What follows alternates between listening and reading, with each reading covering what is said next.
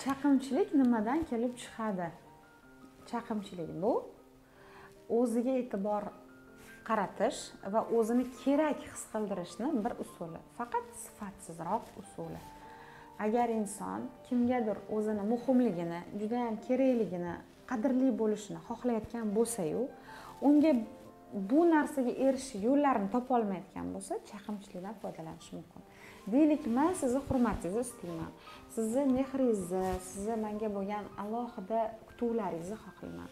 Bunga qaysi usul bilan borishni bilmayapman. Sizni diqqatingizni o'zimga qarata olmayapman.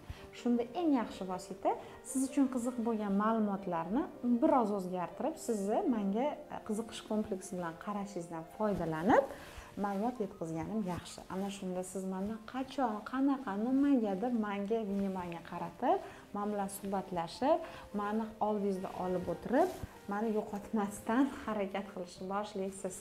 Demak, sizdagi menga kerak bo'lgan eng katta narsalarga men shu usul bilan erishaman. Shuning uchun ham bu haqiqatda e'tibor qaratishni bir usuli deb aytsa bo'ladi. Faqat kelishganimizdek sifatsiz usuli. Agar sizda mana shunaqa odat shakllangan bo'lsa yoki farzandingizda, yaxshisi bu odamlarga ko'proq mehr, e'tibor, fokus qaratish kerak. Agar to'g'ri yo'l bilan ularning qobiliyatlari, imkoniyatlari yoki bajargan juda oddiy yumushlarni yaxshi e'tirof etilsa, diqqat bilan qaralsa, ular bunaqangi sifatsiz usullarni tanlamay qo'yishadi.